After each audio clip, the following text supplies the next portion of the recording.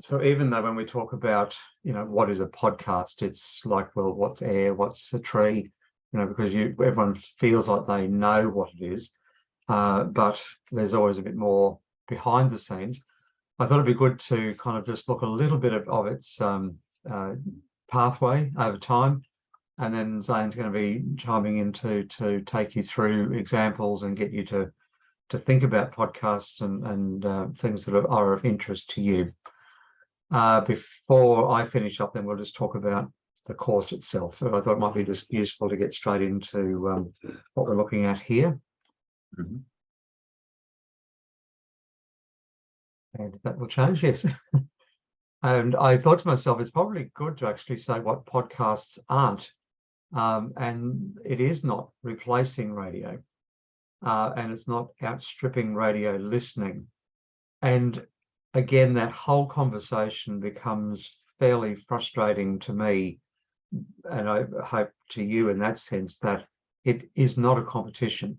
Podcast has its own particular life, and it always feels like the way it's positioned is that podcasting is this new and strange and kind of exclusive thing that somehow or other kind of exists in and of itself, but it draws on all the skills that you have been learning and developing through radio.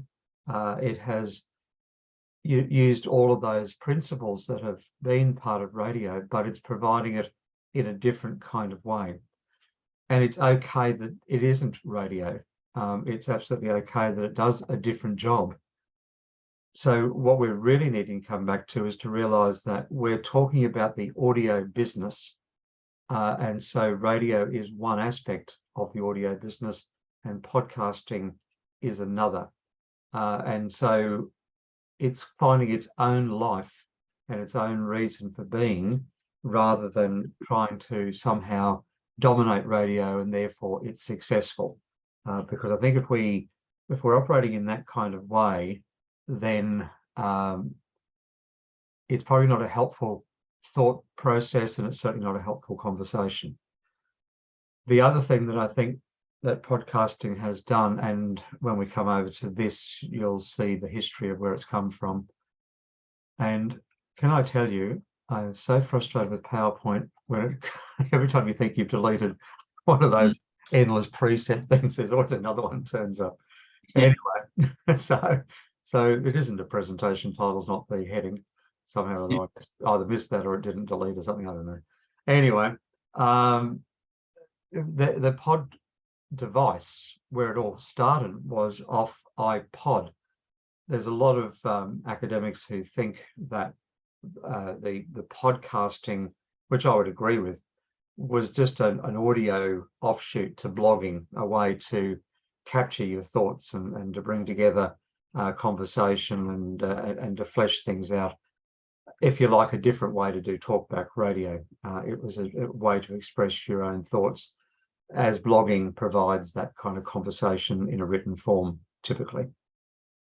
When we think about the iPod, that device up there that used to have a little listing of songs, and it went over into, and I think I'm saying the right terminology, I think it was a nano iPod was the last variation. It was more of a thin, looking a bit more like a Apple TV remote control. It was very, very thin. Typical Apple product, very stylish, elegant looking product.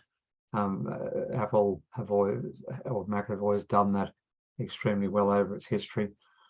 So the iPod, what's important about that? Why show you that? Well, the iPod as a device was probably the first time we had a really digital separation from having to go around and listen to radio.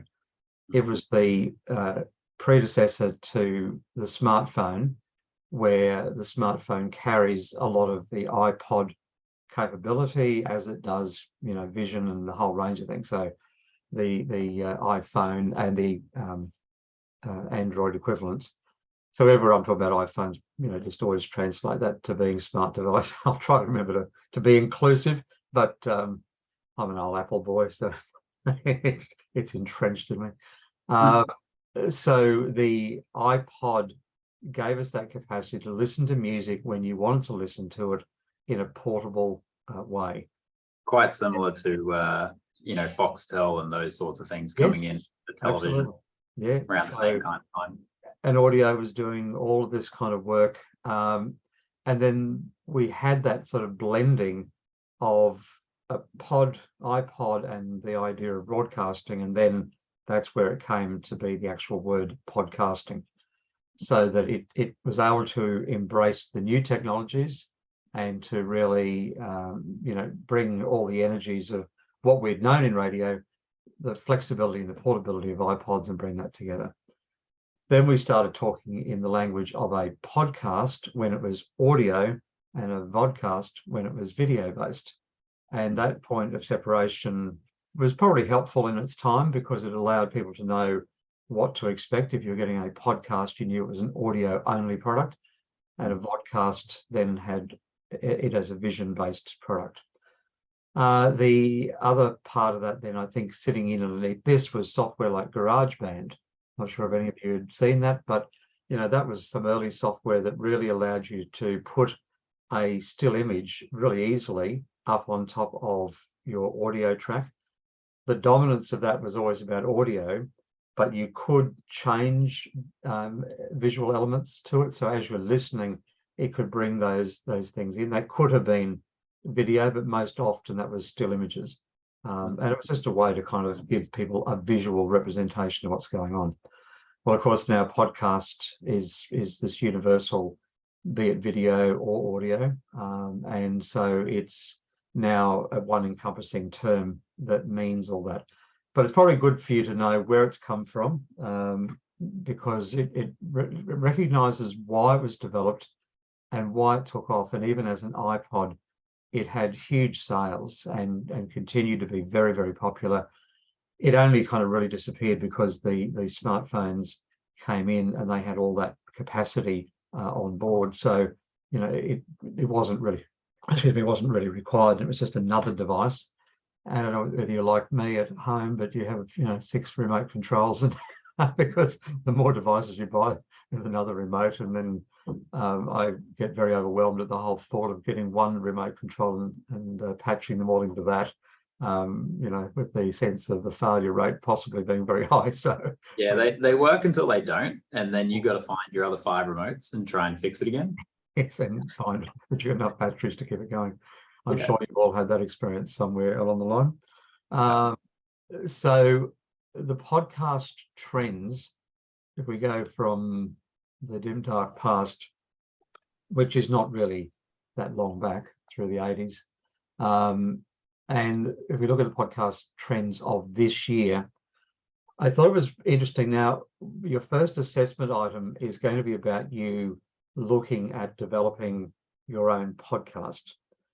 And Zane's going to step you through a bit more of some examples and talking with you a bit more about what you're currently listening to and getting a bit of that. We'll do a little bit of that here, but mainly focusing there in class. And for you online, Zane will continue in part 2, the sequel of this video, to just make sure you're part of that conversation as well. So the one that I've been aware of, and I was really interested to see that it was number 1, is the corporate podcasting is growing. Now, I'll be really interested to get you to have a chat to Zane around what you think about that. I'm only saying that because it's really difficult. I'm assuming, Zane, there's no mics in that room as usual. Yeah, no audience mics, so no. All right, just stuck on the one. Yeah, so I don't want to frustrate you with trying to answer in this really artificial space. So if you could just keep a note of that to talk about this. And the reason being is it might be something you're interested in exploring as a way to do a podcast. What I've picked up in talking to various people who do these, and it raises a point that I wanted to mention before, but I thought I'll do it now. And that is one of the things about podcasting, and I think it's probably true, we've seen it in video production, we've seen it very definitely in the graphics area, and we're seeing it more and more now, and that is that these devices mean you don't have to go through formal training. Well, the illusion of it is you don't do any formal training. Everyone can be a broadcaster, everyone can be a videographer, everyone can be a movie maker. And probably generally that's true. But when you come to the level of experience, the creative training and development like you're doing through this degree, and as you would anywhere in universities across the world, and I'm not peddling this because I'm trying to keep you all in classes, but I truly believe that this dedicating yourself to a period of time, no matter what length of time that may be, to the study of your passion, area of passion, the building of your skills means that you understand at a much deeper level than, to use the terminology, the average punter who has a go at this.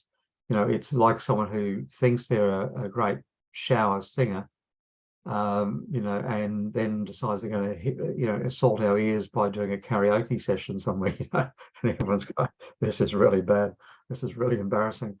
But in their mind, they think they are, versus the person who has put themselves through the training, and not just in uni, but, you know, people who have done music lessons, whether, you know, some of you may well have turned up and done piano or guitar or something lesson, you know, every week, and you've faithfully done that. And that's developed your skills, developed your awareness, and allowed you to understand all the guiding principles so you can move out into the freedom.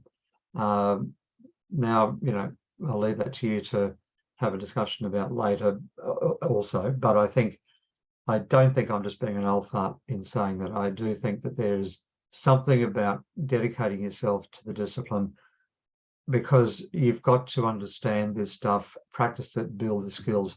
I think it's rude, at the very least, to have some very basic skills and then go out and peddle yourself as a podcast expert or a video expert and charge 10 grand when you really are, when you're about to do the next shoot, you're learning it by quickly rushing home to watch a YouTube video that might tell you something to get you through. And you know, I get what's going on, and I think when it's just you having fun, absolutely knock yourself out. But there's a place where this gets really wobbly. Now that all leads into point number one, the corporate podcasting. And what I've observed is there's a lot of people who just look and kind of go, well, this can't be that hard. You know, and if they're a big enough company, then spending $1,000 or $2,000 on some like Rodecaster kit, well, you could do that for what, about $1,500, bring the whole lot in with, you know, 4 mics and the whole lot. And typically I hear them talk about they grab a glass of wine or get some beer and they have a rough plan of where they're going, and off they go and do their corporate podcasting. Now, that's not every one of them, but there's a number of them who are sharing their great tips. So we're getting this whole kind of culture of so many independent gurus that are telling us how to do stuff. So you might want to have a think about, how do you make that an authentic experience, you know, because definitely business and podcasts weren't there, but businesses have discovered Facebook, and every time you turn around, there's an ad for that. You know, like a local business that's plugged in because the algorithms allowed that to happen. And now they've sort of pedaled into the podcasting world. Now that will appeal to a particular audience, and I get that. But it's an interesting thing that that's number one in terms of trend, and every opportunity we've got in business to get the message out, we'll use it. Then number two is the user experience, and that's bringing in listeners' user experience. And it's one of the key factors of data analysis and implementation in every business. So there's a lot of awareness about that interaction that's happening. And I'll rattle through these because I don't want to bore you with all this detail. But number three is like the point I raised. It's not that expensive to get now, so they have high-end equipment and they can sound good typically, but you know, it's not hard. So getting the right gear in and being equipped and looking the part, you know, may well be like a lot of other things in today's world, fake it till you make it. So not a thing I Unfortunately, would recommend. unfortunately, that has a sort of a knock-on effect that because the equipment is within the grasp of the average person, Mm. it lowers the bar for the expectations of what should be delivered, and it kind of diminishes the hard work that people put into actually doing this in the first place and going through the training. So, Right. and you see that in multiple industries, not just ours, but Yeah. even in television broadcasts like news, for Mm. example, you'll see it in, a Skype call is now an acceptable way to do a live cross. Yes. Whereas if you looked at it 10 years ago, people would be like, there is no way I'm having anything less than a specific cam op go out and do that, and a journalist go out and do that interview themselves. So That's right. No, it's exactly. interesting the way that things are coming in these days. And then, as I mentioned before, point number 4, the videos are coming in a lot more. And I'm certainly very happy that you could think about that. And I'd like you to talk a bit about that through with saying our focus is an audio podcast, but I don't think that's really fair to when the trend is this. I think we need to be thinking about, well, what does that mean? What does that look like? So very keen to hear what you're thinking and how that might go, but it is definitely a trend. And I'm not just following the trends here, but we do need to be mindful of what is starting to trend to know what people want, because this is how you build a business. And this assessment item, I really want you to look at what is it that are needs out there in the market, because from the first time you've met me and to the last time you see me, I'll still be banging on about the fact that it's audience, because it is audience that matters. It's the audience who's consuming your product, and you need to be aware of who is that audience, where are the needs, where are the gaps, and how might you fill that. So this could be driven, I guess what I'm saying, and Zane and I have talked about this, and I know you'll pick it up there later in the workshop time, but enough to say it's easy to go to something you know very well. But I'd like you to think about this, because in a moment of time you're going to be ready to go out into the career that you've chosen, and this sort of thing may well be part of it. But anything you do, you've always got to be thinking about the audience. So look for gaps. Think about what might sort of stretch you a bit further, and consider that. Then, of course, point number 5 is no surprise that we're reconsidering, because there was a whole idea that podcasts would not have ads more than sort of top and tail, and you wouldn't interrupt the product. That's been creeping in a bit more. The same thing's happening with streaming services, that reducing it to that one IP address that they can make the money off you, and you can't share it. And I did a survey recently for one of the other companies that I'm subscribing to, and you could tell where they were heading. I mean, it was just this: would you pay this amount of money if you could get this and this and this, or would you only pay this amount of money for, but everything always added in ads. And I'm thinking, well, it's just an interruption that I don't want. And if an ad was at the top and bottom, this program is brought to you by, and then at the end of it there was an ad for it, that probably wouldn't worry me. But watching the streaming product, I mean, that's one of its strong benefits, is running it that way. So there is a process of thinking about how they do it. They're looking at clever ways to incorporate it, but just so you're mindful that yes, the mighty dollar will always win out, and they're finding ways to do that.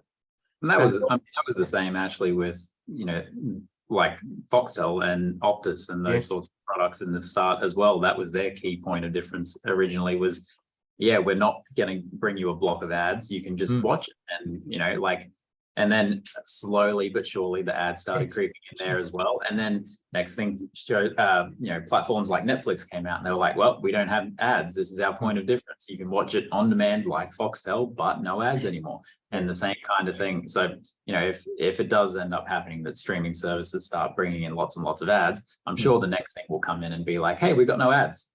Pay us this much amount of money and we won't have it. That's right. So I think the challenge back to you guys is to think about, well, how might you bring in some avenue of revenue?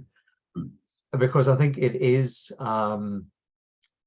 it's probably important for you to actually think about, because again, a bit like I said at the outset, where, you know, podcast radio is not the enemy of podcast, and podcast is not the enemy of radio. They are audio products and they coexist and have different reasons. Sometimes we look at this saying, oh, this is the streaming company being greedy. And I'm sure that's true. But in addition to that, though, wherever you've got a lot of eyeballs of a particular demographic, then advertisers want to get hold of those eyeballs.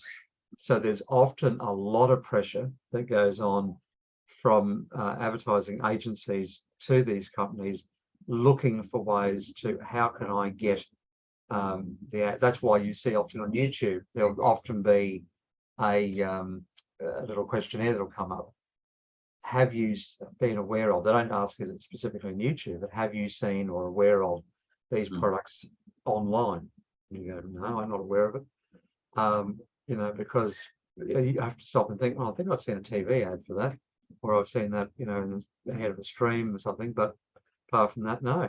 You know, so the last one is niche podcasts that are growing. And that's, you know, not an unusual thing in my mind. I think, you know, that's what podcasts really started out being, and podcasts probably really should recognize that that's its strength, that you get the true crime, you get the specialized topics to discuss. And to me, it kind of hooks in a little bit of what we used to do years ago in buying a magazine. News agents would have, you know, sometimes very long rows, and often double-sided, if not, you know, 4 sides, of like 2 aisles of specialized niche magazines. No, not those kind of magazines. They were there, but it was fishing and motorsport and, you know, how to raise kids. I mean, it just anything and everything. And so all we've done is stop printing them and produce this now in an audio form that's portable. And the reason I say all that stuff to you is, you know, think about and then do investigation into what's missing in that sense off the shelf. And is there a topic that we don't really talk about? Is there something out there like it could be a handyman product where it might be like, oh, it always annoys me that you never have this. Well, that may well be like a podcast idea for you to pursue. So think about that. But anyway, that's the trends. All going all right? Yeah, I think everyone seems to be still with us. Well, that's good, as long as you're conscious. There's a little bit of information in here today. Really, from now on, it's going to be a lot more growing and developing ideas and building concepts. But today, I just wanted to kind of get this in. And then just to recognize that here's how I do specifically see this. The past is the information that we've got in our heads, so we can use that as knowledge. But the future is quite literally in your hands. So how you interpret the products, what you do, how you know, want to see these things grow and develop into the future, you know, you are those people. In one of our classes coming up soon, or, you know, be on Friday week for one of our classes, I have one of our alumni coming back to join us. Well, Kate, you know, who is sitting in the chair like you, and has gone through these things, is now the national manager for social media channels, you know, and she did work experience that I arranged for her with Channel 9. She did social media, fell in love with that, and pursued the rest of the degree, and then moved on and produced radio at ABC, and then built it up, you know. And so that's in a relatively a very short number of years, you know. Even if it's like 7 years, it would be no more than that, I would think. You know, so don't think these things are, you know, a million miles away, or it's when you're 30 or 40 that these things are going to happen. I mean, these, in today's world, it's, you know, next week or in 2 years' time that the next thing will come. So it really is time to own these opportunities and use them. So Zane, I thought I just wanted to flag this as a question, but I think again, if you do this in the workshop and for you online, you can participate in that way as well. But I do want to know from you through Zane, do you listen to podcasts? And if you are, which ones and how do you get them? So what's your preferred go-to source to grab those. I think it'd be interesting just to know what that looks like. And also, it may not be necessary that you go to a particular one place, but you might have an app that you've downloaded, and that's how you do it. There's, and I'll show you in a moment, some really big trends around online delivery still, which includes podcasting, but often that sort of streaming concept is there. So have a look at that. Now, a huge amount of data sitting up there on the screen. And I'm sorry, I was going to, sort of spread it over different screens, but I'll talk to it. It's because it's just, that's such a no-no for teaching. So, so forgive me, but it was really more, I just wanted to get this stuff up. So when you look at this top stuff, where it's radio continues to exhibit strengths. And it reaches 17 million listeners per week. 79% of Australians 12 plus are reached by those various services. And it's both over the air and online. So there's that shift and trend that's in there.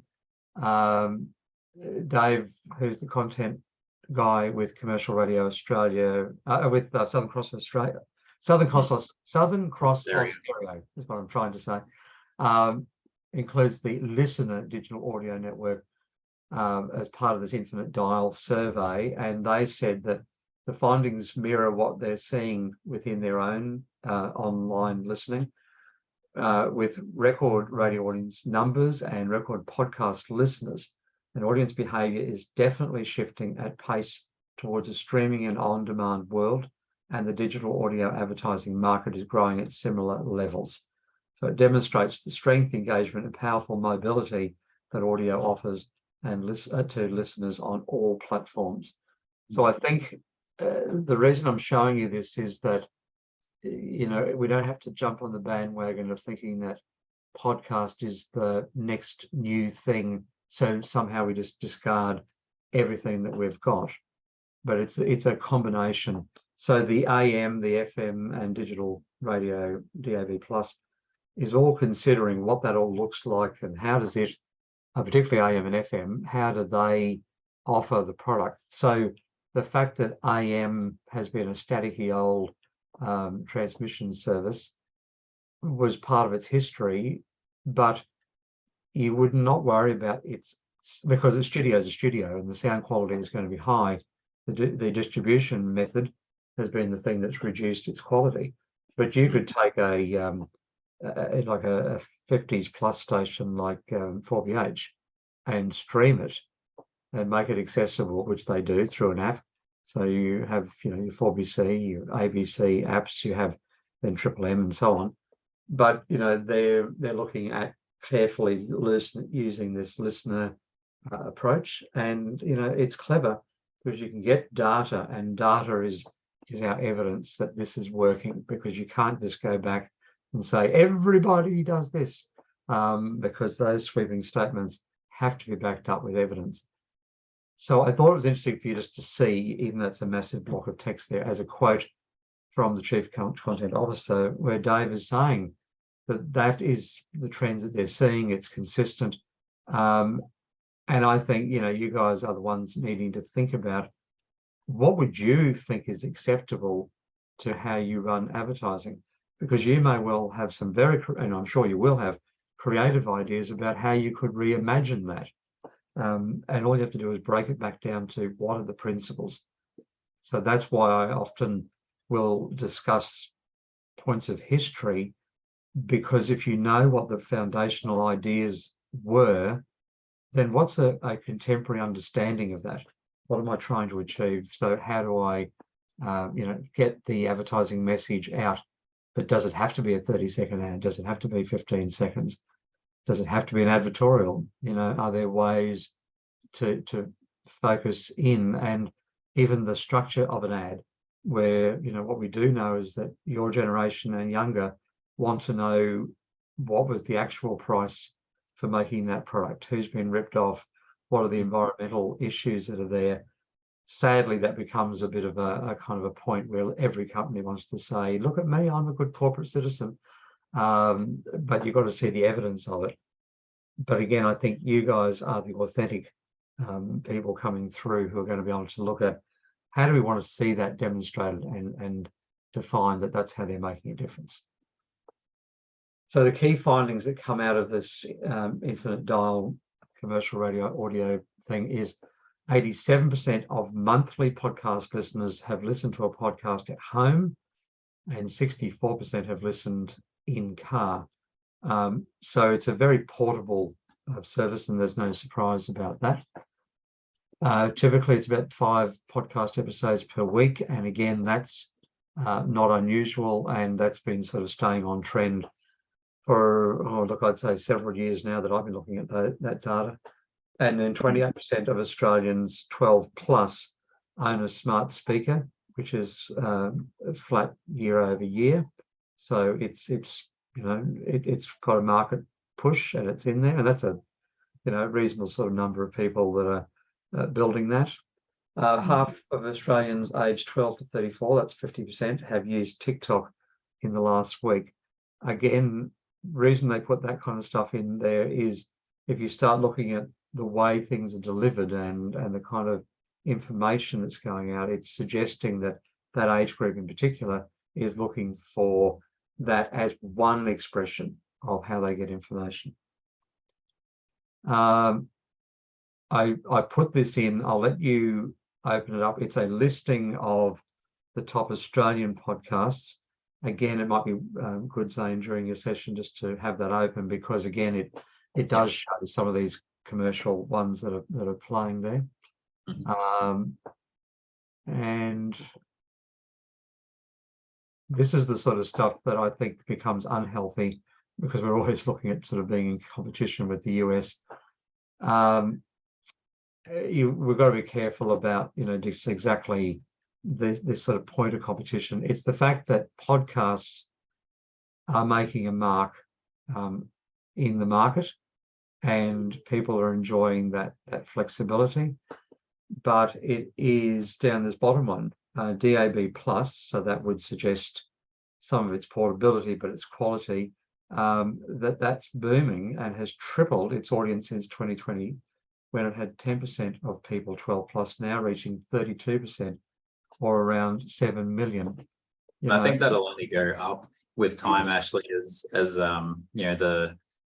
because I think a lot of it comes down to cars that have these DAB plus stereos installed, and the actual access to because I know I've driven cars with DAB plus stereos, and if you're anywhere outside of the metropolitan area, you can't hear it. And no. A huge amount of listeners are going to be in regional or rural areas, and they just don't have access to it. So as the network expands, you will see more listeners start to adopt. Yeah, and the real growth trend for that very purpose has been the Bluetooth. That's probably been the most significant growth, because it allows you that flexibility to play your podcast in the car. So it's good audio in terms of quality for listening. You don't have to be putting earbuds in. Probably shouldn't be putting earbuds in if you're driving a car. But it's a reasonably strong market. But I think where we're now seeing is the types of products that are out there, and what, if anything, you really want to see yourself putting out there. And keeping in mind, a number of you do radio shows. So is there a capacity to take some of what you do in your radio show and add some additional value in a podcast environment? So yeah, just think about that. Then out of the top line findings, people are rapidly adding online radio listening to their listening options, and that's some of that stuff we talked about. Radio still is dominant in the audio in the car, and that's not unusual. And this online listening, that's combinations of, like we were saying, the Bluetoothing, the streaming stuff that you can do through a web browser. There's whole different ways in which people are experiencing it. So that's good, and that's not a threat to radio or the audio business. It's just, as I keep saying to you, it's a different distribution model. And if we get rid of transmitters down the track, who cares? It's still radio, still audio, and the service is still being provided. It's just So provided over a different frequency. That's yeah, all. that's right, exactly. So I just wanted to put those things into your mind as a bit of thought starter. I know it's early in the morning. It's whatever day it is, Thursday. I think it is. Is it Thursday? Yes. That's Thursday. I have to stop and think myself. And but what we want you to do is probably sneak around to that cafe that is strategically located near you, get a morning tea or coffee into you, and I'll leave Zane to coordinate your return. But it's really important. I'm sure that even though I can't see the faces, Zane, I can feel the excitement bubbling. Oh, they're excited. Look at them. Look at that. Alex is excited. There's excited. There's excited. Bailey, come on, be excited, Bailey. Hard to see with this little cam, but Ruben's excited. everyone's there. And I know, Ruben, you've talked about something there within your own radio show, and this may give some extension to what you're thinking about as well. So, please, get around the table and have that conversation today about just thinking about what it is that you can really put yourself into and start to develop that product. So I'll hand over to you, Zane, to have the break and then plan to come back. And then and also you're going to get a look at some of the facility there to think about podcasting. So you are getting used to working with that. And then we'll talk more about the use of those devices in the next week or two. So I will stop recording, and then if you'll just pick that up again. Yeah, sure. Yep, all right. No, thanks, Zane. Thanks, everyone. Cool. Thanks, Ash. Bye, Ashley. Oh, hang on. I better make sure that you're. See, I better make sure that you are co-host. Yeah. Yeah. That could be embarrassing if all of a sudden we just drop you out. In fact, I'll make you host, and then that will mean I can just leave. Captain now. Okay, you're the captain. So, Yep. can you just stop recording, please? Yeah, I'll do that. Yeah. All right, and then that file will